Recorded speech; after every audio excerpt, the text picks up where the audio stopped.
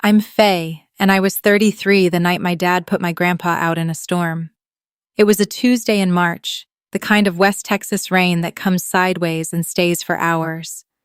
My phone buzzed once, a neighbor I barely knew. "Your granddad's sitting on the porch in this," she wrote, bags and all. I was 40 minutes away. I drove it at 30. 8 months earlier, my grandpa had sold his ranch for $1.22 million and handed every cent to my father. He had asked for one thing in return, 3 words: take care of me. What the will reading revealed 3 months later, after he was gone, after the lawyer opened a folder none of us expected, is the part nobody in that room ever saw coming, including me. Welcome back to Dark Lily Stories, quiet stories about family, money, and the people who finally stop apologizing. If a story has ever made you sit very still in your car after you parked, you're in the right place. Drop a comment telling me where you're listening from, and be sure to subscribe. Now, that night when I got him into the truck, he was clutching one thing against his chest: an old weather radio. Let me back up 8 months, because the money came first, and the money explains everything. My grandpa, Harold Anderson, was 80 years old when he sold the ranch. He'd worked that land for 51 years. When the offer came, $1.2 million for the surface, clean, he took it. Then he did something I still don't fully understand. He gave all of it to my dad. Not a trust, not a check with conditions. He wired the whole sum into Roy Anderson's checking account on a Friday afternoon. I was there for the handoff, sitting at my parents' kitchen table with a cup of coffee going cold. My dad kept saying the same thing: "Dad, you don't have to do this." And my grandpa, who never wasted a word in his life, looked at him across the table and said it plainly: "Take care of me." That was the whole arrangement, a handshake and 3 words. My mother, Linda, had her arms folded the entire time, nodding like she'd negotiated it. I remember thinking it was strange that a man that careful would hand over everything on a promise. So I asked him, "Grandpa, why didn't you put it in writing?" He smiled at me, the slow one he saved for when he thought you were almost asking the right question. "Some things you write down, Faye," he said. "Some things you find out." I didn't know what that meant. I figured it was old man talk, the kind that sounds like wisdom and means he didn't want to deal with a lawyer. I was wrong about that, the way I was wrong about almost everything that year. He folded his hands over that weather radio on the table and didn't say anything else. The check cleared by Monday. You need to know who my grandpa was, or none of the rest will land. Harold Anderson was the cheapest, rich-feeling poor man in the state of Texas. He patched his work boots with shoe glue until the soles were more glue than leather. He drank his coffee from one chipped blue enamel mug, the same one for as long as I'd been alive, and he washed it by hand every single time. When the truck's AC died, he rolled the windows down for 3 summers rather than pay to fix it. We all thought the ranch was the whole of him. That $1.22 million was Harold's entire life converted to cash. He never corrected us, but every so often he'd say a thing that didn't fit the man we thought we knew. The afternoon after the wire cleared, I drove him back out to the empty ranch so he could walk the fence line one last time. He stopped at the cattle gate and looked out at the flat brown, nothing of it. "People think it's just dirt," he said. "The land was never just dirt." I asked him what he meant. He didn't answer. He just took out a small brass key on a worn leather cord, the one he wore under his shirt, and turned it over in his fingers like a worry stone. I was 33 and freshly humbled. My own startup, an ag soil sensor company I'd poured 4 years and every dollar into, had folded the spring before. I was doing contract coding out of a 1-bedroom apartment and pretending I had a plan. So when my grandpa talked about dirt that wasn't just dirt, I half listened. The way you do when you're busy losing at your own life. He slid the key back under his collar. We drove home in the heat with the windows down. That brass key became a small game between us. He wore it everywhere, even to the dinner table.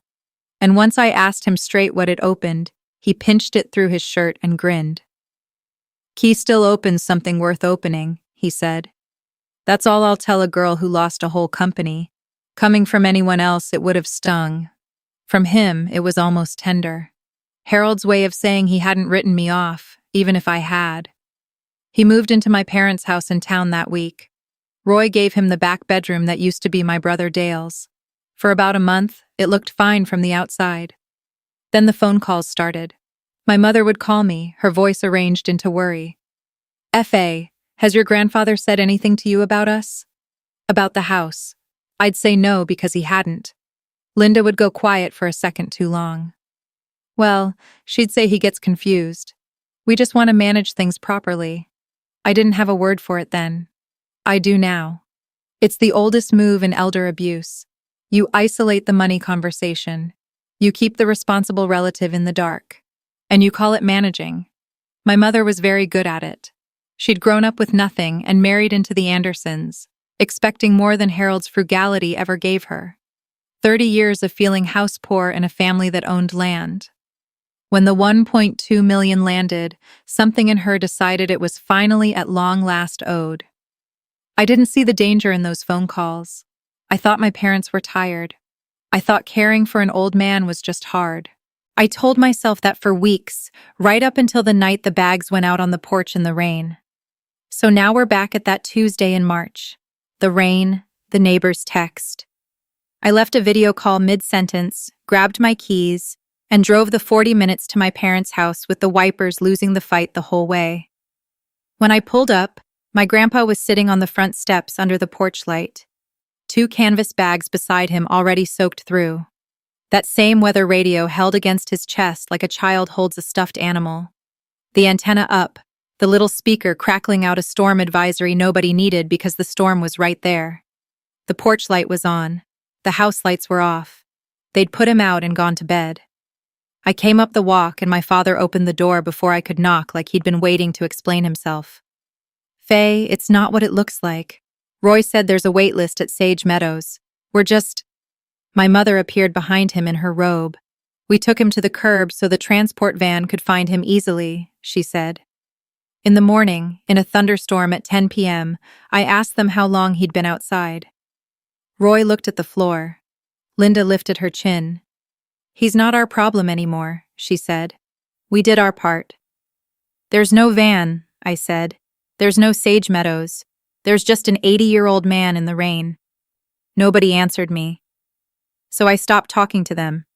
I went back down the steps, crouched in front of my grandpa, and put my hand on the cold radio. Hey, I said. Let's get you out of here. He looked at me. And for a man who'd been confused all month, according to my mother, his eyes were perfectly clear. Take care of me, he said. Quiet. Not a plea, more like he was handing something off. I got his bags. I got him into the truck. As I buckled him in, the porch light went off behind us. We drove away from that house in the dark, the radio still crackling between us. My apartment was 800 square feet and not built for 2. I gave my grandpa the bedroom and took the pull-out couch. That first night, I peeled him out of wet clothes, got him into one of my old company t-shirts, and set him up with extra blankets while the radiator clanked. He didn't complain. Harold never complained. He sat on the edge of my bed at midnight drying that ridiculous radio with a dish towel, checking that it still worked. It still worked. By the second day, I'd reorganized my entire life around him. I made a spreadsheet. I'm a software engineer. Spreadsheets are how I love people with his medications, his blood pressure schedule, his cardiology appointment, the foods that didn't fight his stomach. I moved my contract calls to early morning so my afternoons were his. I told myself it was temporary, just until things calmed down, just until my parents came to their senses. They didn't call. My brother did. Dale's text came in on the 3rd day. Don't make this a thing, Faye. It read, Mom and Dad had reasons. He's a lot to handle. I stared at it for a while. He's a lot to handle. The man weighed 150 pounds and asked for nothing. I didn't write back. I just looked over at the closed bedroom door at the line of light underneath it and listened to the soft static of the radio he kept on low all night so the apartment wouldn't be so quiet. I had no idea how I'd afford the cardiologist on contract income. I had no idea how long the temporary was going to be. What I knew was simpler than a plan. I was not sending him back. Whatever it cost, in money or sleep, or my own stalled-out life, I was not sending him back. Here's the thing about people who do an ugly thing in private. They work twice as hard at looking good in public. Within a week, my mother had a story, and she told it to everyone. She told it at church. She told my aunts on the phone. She told the cousins on the group thread I was somehow still on. "We did everything for Harold," she'd say. "We took him in. We cared for him." And Fa swooped in and took him to score points. "We're heartbroken." My Aunt Carol called me, her voice careful. "Honey," she said, "your mother's worried sick. Why'd you take him without telling them?" I told her the truth. The porch, the rain, the bags. There was silence on the line. And then Carol said the thing that told me which way the family was going to lean. "Well, you know your mother exaggerates, but she wouldn't just put him out. She's not like that. People believe the version that lets them keep loving who they already love." I understood that. I even forgave it. But it meant I was on my own. My mother had a 30-year head start on being the sympathetic one, and I'd just lost company and moved a sick old man into a studio apartment. On paper, I looked like the unstable one. "You always did love playing the martyr, Faye." My mother said the one time she called that month to ask whether Grandpa had mentioned the ranch money, not how he was, whether he'd mentioned the money. I told her he was sleeping and hung up. Then I sat on my pull-out couch and did the math on a cardiology copy I couldn't cover. And I laughed because the alternative was the other thing, and I'd promised myself I wasn't going to do the other thing in front of him. I broke down and called my parents once. Not for me, for him. His blood pressure medication had jumped to $240 after the cardiologist adjusted the dose, and I'd just had a contract fall through. So I swallowed every ounce of pride I had left and called the people sitting on $1.2 million to ask them to split a prescription for the man that money was supposed to be for. My mother answered on the fourth ring. I explained it flatly. No drama, just numbers. There was a pause. Then she said it in a tone so reasonable it took me a second to feel the knife. "We took care of him, Faye." The check cleared. I asked her what that meant. "It means we did our part," she said. "We took the responsibility. We got the money. It's done. He's your project now." He's your project now. As though a person were a side gig I'd picked up. I didn't argue. Arguing with my mother was like wrestling smoke. You ended up exhausted and dirty and holding nothing. I just said okay and hung up and stood in my kitchen for a minute. And that's when it finally clicked. The whole shape of it. To my parents. That $1.2 million wasn't a trust. It wasn't even really payment. It was a buyout. They'd cashed a check and considered their father paid off, settled, and closed. The promise was a receipt to them. Take care of me had been answered by the check cleared, and in their ledger the books were balanced. I went and looked in on my grandpa. He was awake, propped up, the radio murmuring. "You okay, kid?" he asked, because somehow he was the one checking on me. "Never better," I said. He didn't believe me, but he let me have it. What I didn't expect was that he'd start trying to fix my life while I was busy fixing his. It started small. He'd watch me hunch over my laptop at the kitchen table, debugging somebody else's inventory app for $90 an hour, and he'd ask, "What happened to my own thing?" My own thing was a soil moisture sensor network, cheap probes, a little weather model, software that told a farmer when to irrigate and when to wait out a coming. I'd built a real product. I'd just run out of money before the market noticed. It died, I told him. Too expensive to make. Nobody would buy it for the price. He picked up his chipped blue mug, the one I'd packed from the ranch kitchen without asking, and turned it in his hands. "Good tools earn their keep," he said, "so make a cheaper tool." I told him it wasn't that simple.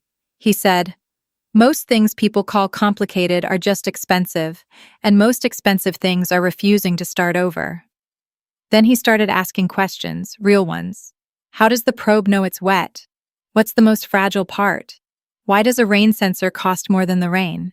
By the end of the week, we had a notebook full of his blocky pencil sketches. A man who'd read the sky for 51 years, redesigning my hardware around the one instrument he trusted, that beat-up weather radio. "We can pull the front of a storm cell off the public band," he said, tapping it. "Why are you paying for satellite data?"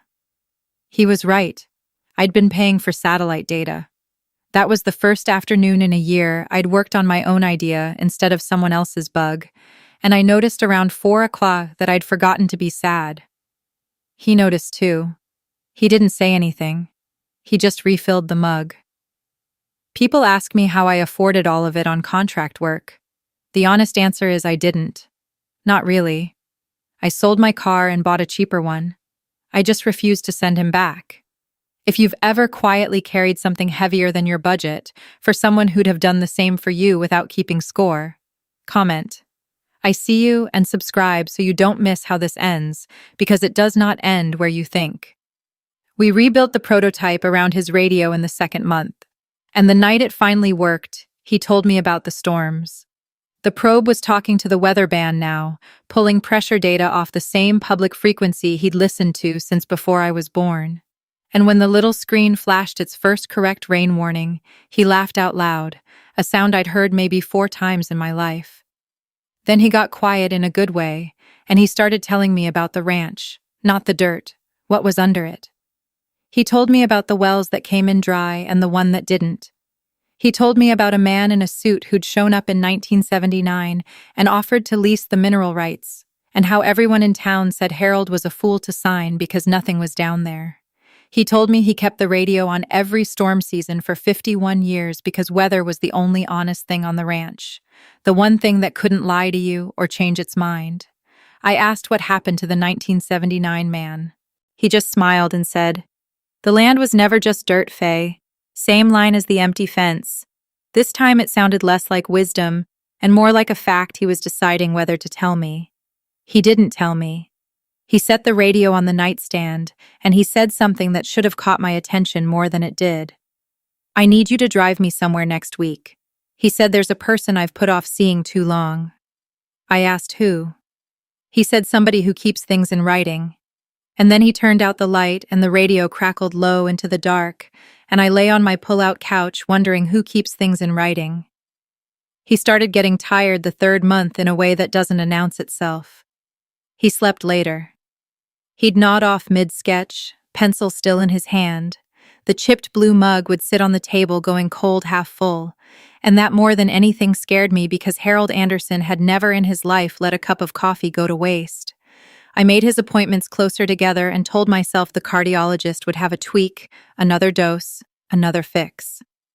I picked up 2 more contracts to cover the visits and ran on 5 hours of sleep. And I got short with a client and I lost that contract too. And I told no one because there was no one to tell. That was the trap I was in, the one I didn't see from the inside. I'd built my whole self around being the one who handles it, and handling it alone had become its own kind of pride. I wouldn't ask my aunts. I wouldn't ask Dale. I wouldn't have asked my own reflection for a glass of water. So I just absorbed it, all of it, until my hands shook a little in the mornings. One afternoon, my grandpa watched me count his pills into the daily organizer with my jaw set tight, and he reached over and stopped my hand.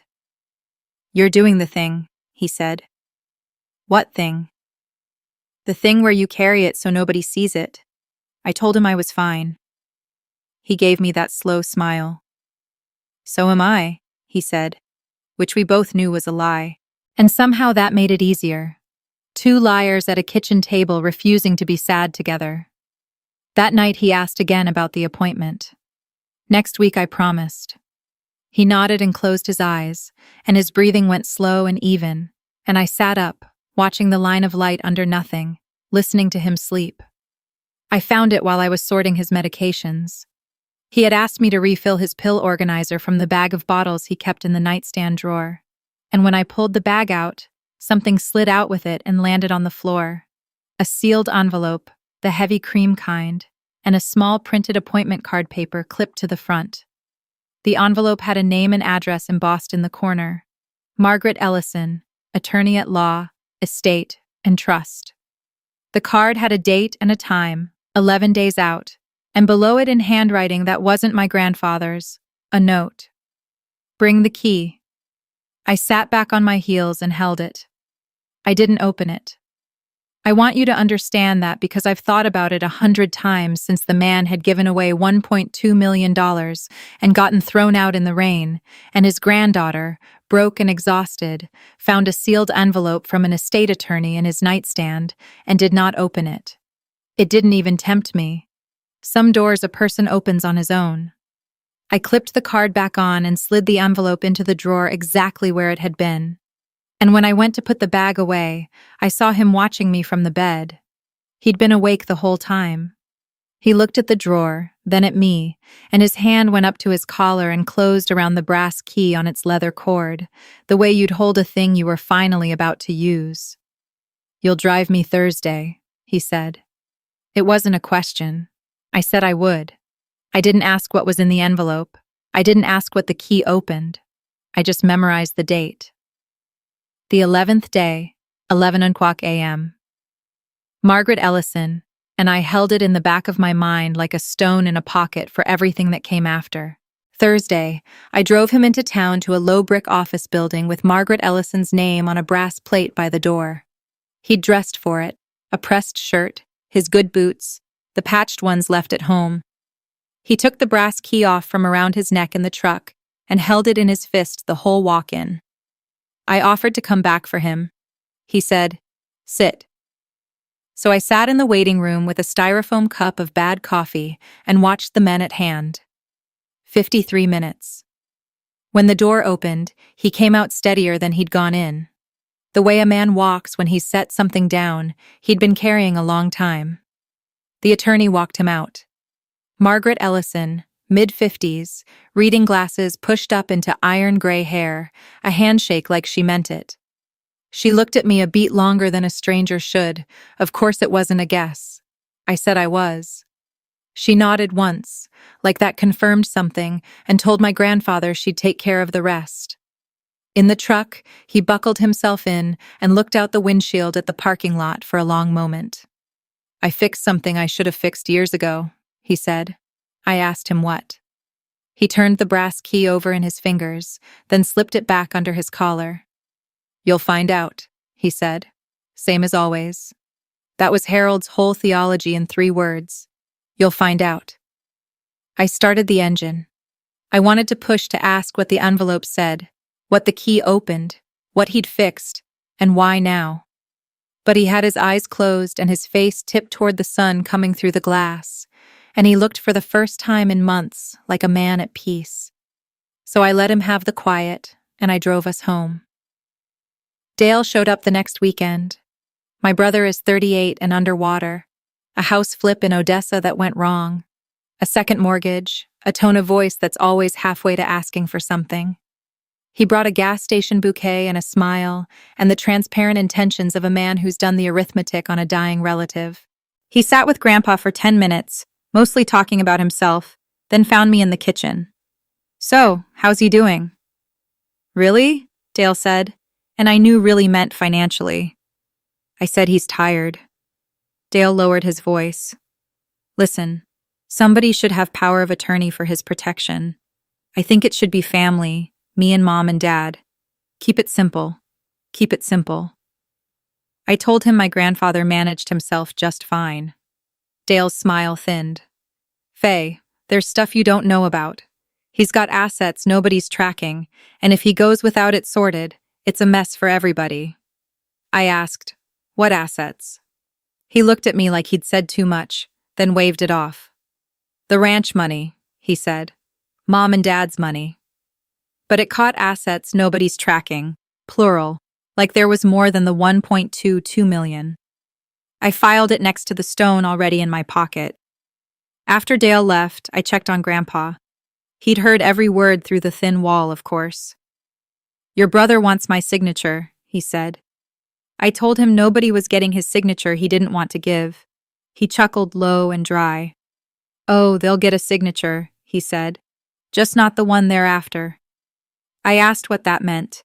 He patted the radio on the nightstand like an old dog. Turn this up, would you? He said. There's weather coming. And there was. 3 days out on the long-range band, the first spring storms rolling up out of the Gulf. Though by the time they hit, everything had already changed. The last fully good night we had was a Sunday. He felt strong, ate a real dinner, sat up at the kitchen table while I soldered a new Probla lead. The radio played a baseball game low. He watched my hands work for a while and then he said, "The thing I've kept folded up and carried ever since." "You never once asked me what was in it for you," he said. I looked up. He was turning his mug slowly on the table. "Your parents, the day of the wire, your brother last weekend." The first question out of all of them was always, "What's in it for me? You've had me for 3 months. You sold your car. You haven't asked once." I told him there was nothing to ask about. He shook his head slowly. "That's the whole thing, Faye." He said, "That's the entire thing." I didn't know what to say. So, I said the true thing, the small one. "I didn't take you in for a reason. I took you in because it was you." He was quiet for a long moment. Then he said it and he flipped my own grandfather's 3 words around so they pointed back at me. "You did take care of me," he said, past tense, like he was closing a book he'd been reading a long time. I made some joke about how the job wasn't done yet. "Eat your vegetables." And he let me. But something had settled in him, a stillness I mistook for peace, and only later understood was a man arriving somewhere. He went to bed early. I tucked the blanket and turned the radio down, not off the way he liked. At the door, he said, "Good night, kid." I said, "Good night, Grandpa." Those were the last ordinary words we traded. I didn't know that. He might have. I'm going to tell you what the lawyer read out loud, and I promise it's worth the wait. But first, if you have an aging parent or grandparent, and you've never once put your care arrangement in writing, take this as your sign. A handshake is not a plan. A cleared check is not a contract. Comment noted if you needed to hear that today. Hit subscribe and stay with me because this is where it turns. He didn't wake up on a Wednesday morning. I knew before I opened the bedroom door. The way you know a house is empty the second you step in. He'd gone to sleep sometime in the small hours with the radio still murmuring on the nightstand and the chipped blue mug rinsed and upside down on the drying rack where he'd left it the night before. He'd washed his own mug, 80 years old, 3 months from a porch in a thunderstorm, and the last thing he did was rinse his cup so I wouldn't have to. I sat on the edge of the bed for a long time. The radio kept talking, a calm voice reading out a marine forecast for a coast 400 miles away for boats neither of us would ever own. At some point, I reached over and turned it off, and the apartment got so quiet I couldn't stand it, so I turned it back on. Then I did the things you do. I called the doctor. I called the funeral home. And then, because they were his family, and it was a decent thing, even when they hadn't earned decency, I called my parents. My mother picked up. "Mom," I said, "Grandpa passed last night." There was silence on the line. And then I will hear this until I die. The first thing out of my mother's mouth was not a sound of grief. It was quick and bright and reaching. "Oh," she said. "Oh, Faye, has anyone called the lawyer? Has anyone called the lawyer?" Her father was 4 hours cold, and her first instinct was the estate. I told her I had to go and hung up. The radio crackled. I made myself a cup of coffee in his mug, and I let it go cold just to know how it felt. The funeral was where my mother gave the performance of her life. She wore charcoal gray and wept on cue at the front of the chapel, dabbing under her sunglasses, accepting the arm of every cousin who came to comfort her. "We took such good care of him," she told the receiving line again and again, until the line itself believed it. "We did everything we could. In the end, he just wanted to be with family." People nodded. People held her hands. My Aunt Carol shot me a look across the room that said, "See, she's devastated. How could you have thought?" I stood off to the side in a black dress I'd bought for a startup pitch I never gave, and I said nothing because there is no winning a grief contest against a woman willing to cry at her own crime. Dale gave a eulogy about the value of hard work that was somehow mostly about Dale. My father didn't speak. Roy sat in the front pew with his hands between his knees and his eyes on the floor. And twice I saw him glance at the casket and then look away fast, like it hurt to be seen looking. That was the first crack I noticed in him. I tucked it away too. After the service, while the crowd thinned, a woman in iron gray hair came up the aisle toward me. Margaret Ellison in a navy suit, a leather folder under her arm. She offered her condolences, plain and real, and then she handed me a card with a date and time on the back. "The reading of the will," she said. 10 days out, my office. She held my eyes. "Your grandfather asked that everyone be in the room." She said, "Everyone."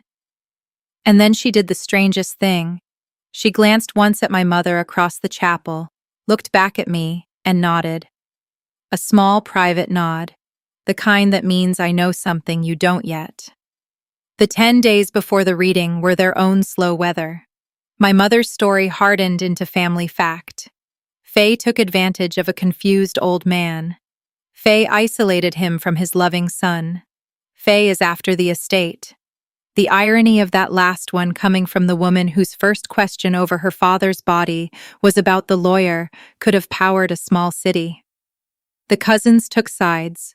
Aunt Carol called to suggest gently that maybe I should let the family handle the will stuff and not make a scene. A scene. I'd made a casserole every night for 3 months and lost 2 contracts and a car. My mother cried at a chapel, and that was grief. I refused to argue, not because I was a saint.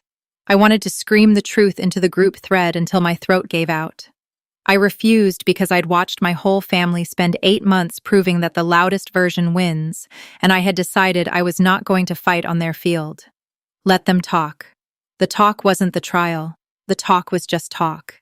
I'm not going to argue about a man I actually showed up for. I told Carol, and I hung up before she could make it a scene about how I'd made it a scene. In the quiet apartment, I kept his radio on. I kept his mug on the windowsill, and I kept the brass key because 3 days after the funeral, sorting the last of his things into a donation bag, I'd found it not on its leather cord around his neck where it had lived for months, lying loose in the nightstand drawer on top of a folded slip of paper in his blocky pencil hand. "Give this to Margaret," it said. So I would. 10 days felt like a year. The storm on the long-range band kept building. The morning of the reading, I did something that probably sounds strange. I put his weather radio on the passenger seat of the truck and buckled it in. I know how that reads. I'm an engineer. I don't believe a radio carries a soul. But I'd driven him to the lawyers once already with that thing crackling between us, and I wasn't about to do the last drive with the seat empty. So, the radio shotgun antenna up, reading out a severe thunderstorm watch for the whole county. The storm we'd been tracking for days, finally arriving. The brass key was in my coat pocket, wrapped in his pencil note. I'd thought about what had opened the entire 10 days and gotten nowhere. A safe, a locker, a drawer in some office that had been his all along. I parked outside Margaret Ellison's low brick building as the first fat drops hit the windshield. My parents' Buick was already there. So was Dale's truck, the one he couldn't afford. I sat for a second with my hand on the radio's warm plastic case. Whatever's in there, I told it like an idiot. Like a grieving idiot. We did our part. Then I turned it off and the cab went quiet. And I picked up the key and the note and went inside to learn what my grandfather had spent his last clear afternoon putting into writing. The waiting room smelled like rain and toner. My mother sat with her ankles crossed and her chin up, already wearing the face of a woman about to be vindicated. Dale bounced his knee. My father sat slightly apart, staring at the carpet. And when I came in, he looked up at me with an expression I couldn't read, something between dread and apology, and then looked away. While we waited to be called in, My mother couldn't help herself. She never could. She leaned over to my father and said, "Just loud enough for the room." "Well, there's not much to read, is there?" "The man gave it all away to us," she said. "Us like a small flag planted on a hill." Dale snorted softly. "Probably the truck and that junk radio," he said, and glanced at me because he'd seen me carry it in. Let me tell you what they believed walking into that room, because it matters for what happened. They believed the $1.22 million had been the whole of Harold Anderson. They believed they already had the money, free and clear, the buyout complete. They believed today was a formality, a reading of a short will that left a dead, frugal rancher's odds and ends to whoever wanted them, and that the only open question was whether I'd try to grab the mug and the radio for sentiment. They had no idea. None of them. They'd spent 30 years standing on top of something and calling it dirt. The inner door opened and Margaret Ellison stood there in her navy suit with the leather folder. She looked at all of us one by one and her gaze stopped on me last. "Harold updated everything 8 weeks ago," she said. The whole room went still. 8 weeks. My mother's smile flickered. 8 weeks ago, put it on the porch, after the rain. After he'd moved into my 800 square feet and started sketching sensors and asking who keeps things in writing, updated everything. Margaret stepped back and held the door. "Please," she said. "He asked that I read it with all of you present. He was very clear about that." We filed in. The rain hit the windows hard. The conference room was small. A long table, 8 chairs, a window streaming with rain, a metal credenza against the far wall. My Aunt Carol and one of the cousins had come too, as witnesses Margaret had apparently asked for. We sat, my mother and father on one side, Dale beside them, me across, the relatives at the foot. Margaret took the head of the table and set down the leather folder, and beside it, a second thing, a long gray metal file cabinet drawer. The lockbox kind that she'd lifted up onto the credenza. It had a small keyhole. I felt the brass key in my pocket like it had gotten heavier. Before I read the document, Margaret said, "Your grandfather left an instruction." She slid a folded note across to me. I opened it. His pencil. Faye. It said, "Open it when she asks. The key is yours." So I stood and I walked to the credenza, and with every eye in that room on me, I took out the brass key on its worn leather cord and fit it into the lock. It turned out like it had been waiting 51 years. Inside the drawer was a single accordion file, thick labeled in his blocky hand. The land. I carried it to the table and set it in front of Margaret. My mother's voice came out thin. "What is that?" Margaret opened the file, put on her reading glasses, and looked around the table over the top of them. "This," she said, "is what Harold Anderson actually owned." And the temperature in that room changed before she'd read a single number. Margaret read it plainly. No drama. Which made it worse for them. In 1979, she said, Harold Anderson severed the mineral estate from the surface of his ranch and signed a mineral lease that the rest of the county thought was worthless. It was not worthless. For 46 years, those minerals had been produced, slow at first, then steadily. Then, after the new wells came in across the basin substantially, Harold had never spent a dollar of it. He'd let it accumulate in accounts and conservative holdings he managed himself alone, telling no one, patching his boots, rolling his windows down. When he sold the surface of the ranch last year, Margaret said he sold only the dirt. He kept what was underneath. She turned the statement around so the table could see the bottom line. The mineral estate and its accumulated proceeds were valued as of 8 weeks ago at just over $20 million. $20 million. The number sat in the middle of the table like a stone dropped through a window. Dale made a sound like he'd been hit. My mother said, "That's impossible," in a voice that had lost all its certainty. Carol's hand went to her mouth, and my father didn't look at the statement at all. He was looking at the accordion file, at the words "the land" in his own father's pencil, and his face had gone gray. The land was never just dirt. I heard it in my grandfather's voice, as clear as if the radio in the truck had carried it in. He'd told me twice, He'd told me at the empty fence and again the night the prototype worked. And both times I'd half listened, busy losing at my own life. My mother recovered first, the way predators do. Fine, she said, gripping the table edge. Fine, but we have 1.2 million. That's settled. That was his gift to Roy. Margaret let her finish. Then she drew a single page from the file and laid it flat. About that, she said. Harold documented the transfer of the 1.2 million in this estate plan.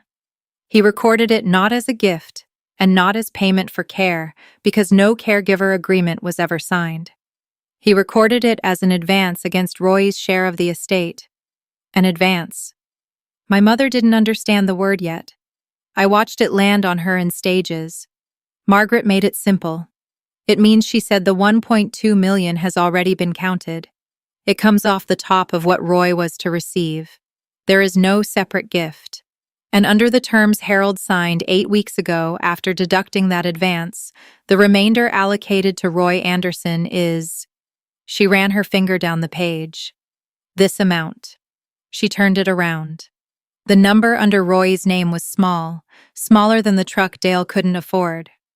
Margaret looked up and she read one line from the document in my grandfather's own words because he'd asked her to read it exactly.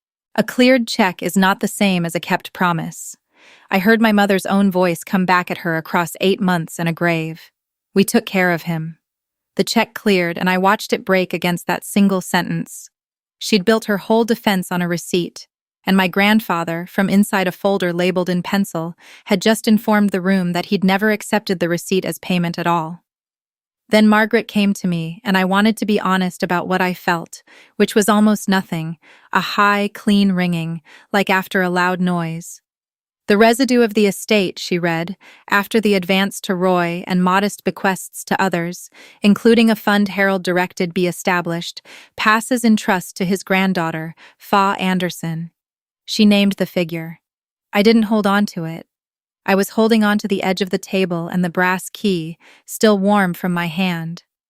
Margaret sat down and picked up the cream envelope I had found and never opened. 11 days before I ever met her. He asked me to read this to you.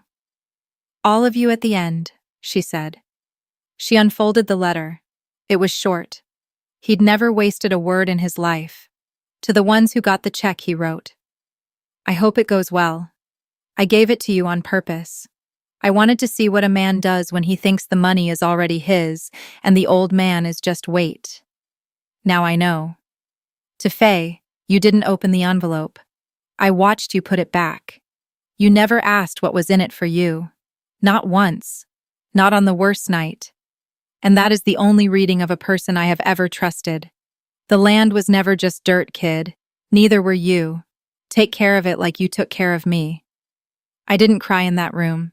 I'd promised myself I wouldn't do the other thing in front of them, and I kept the promise the way I'd kept the other one. But I put my hand flat on the accordion file on the word land in his pencil, and I left it there. That was when my mother detonated. She came up out of the chair with both hands on the table. She manipulated him, she said, her voice climbing. A sick, confused old man, 8 weeks before he died. She got in his ear. She turned him. This is undue influence, and I will contest every word of it. Margaret didn't blink. The video record of Harold's capacity assessment is in the file, she said. 2 physicians. He was found fully competent. You're welcome to contest it. My mother turned on me instead. After everything I gave up for this family, she said, 30 years and you steal it out from under us with a soldering iron and a sob story. Her face was wet now, but it wasn't grief. It was rage wearing grief's clothes. And everyone in that room could finally see the difference. Dale had his head in his hands, doing the math on a number that wasn't coming. Carol had gone very still and was looking at my mother like she was seeing her clearly for the first time in 30 years. And my father Roy made a sound, a small, cracked sound. He was staring at the letter in Margaret's hand, and his eyes were red and brimming and his mouth moved, and what came out was one word. Dad. Just that. For 1 second I thought he might stand up, might say the true thing, might break the right way. He looked at me. I looked back. And then my mother said, "Roy, sharp as a slap." And my father closed his mouth and lowered his eyes to the carpet and stayed exactly where he'd been for 30 years. Take care of me. He only ever asked one thing of one person, and it wasn't the one with the check. I stood up, not because I had a speech. I didn't. I stood because I was done sitting, and because the calmest thing in that loud room was me, and I wanted to keep it that way. My mother was still talking. Something about lawyers, something about how this wasn't over. I waited until she ran down. Then I said the only thing I had. "I'm not going to fight you," I told her. "I'm not going to contest or argue or post anything or call the cousins. Grandpa already said everything in writing. I'm just going to do what he asked." She stared at me, waiting for the attack that would let her be the victim. I didn't give it to her. "You had a contract you never signed. I said I had a man I never sent back. That's the whole difference. It's the only difference there ever was." I picked up the accordion file and the key, and I nodded to Margaret, who nodded back at the door. I stopped because there was one more true thing, and it cost me nothing. He washed his own mug the night he died.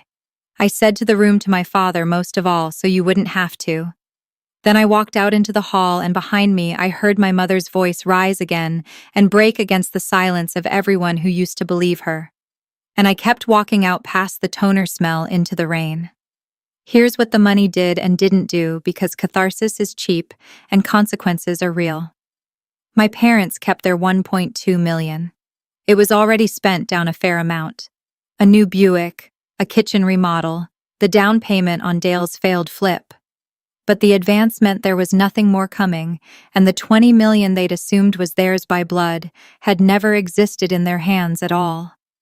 They didn't contest. Margaret made a quiet call about the capacity assessments and the second physician, and the fight went out of it before it started. Dale had to face his own debt without a windfall to bail him out. Last I heard, he was selling the truck. The cousins who nodded along at the funeral got quiet. Aunt Carol called me a month later, and the first thing she said was, "I'm sorry, Faye." I believed her because it was easier. The version of my mother that had run our family for 30 years. Devoted, deprived, devastated. Didn't survive that conference room. People had watched her stand over the word land in her dead father's hand and call her own daughter a thief. "You can't take that back with charcoal gray and sunglasses," she'd said on a porch in the rain. "He's not our problem anymore." She was right in the end, just not the way she meant it. None of them were my problem anymore. I was the one with the file labeled the land and the brass key and a letter I'll keep until they bury me. I'd love to tell you I felt triumphant. I didn't. I drove home in the storm with his radio reading out the all clear as the cells moved east, and I sat in the parking lot until it passed, and I felt the specific quiet grief of having won something I would have traded back in a heartbeat for one more bad cup of coffee with a stubborn old man. It's been a year. I did what he asked. The trust funded the thing he and I started at my kitchen table. The cheap soil and storm sensor redesigned around his ridiculous weather radio. The one that pulls a coming rain off the public band, so a farmer doesn't have to pay for the sky.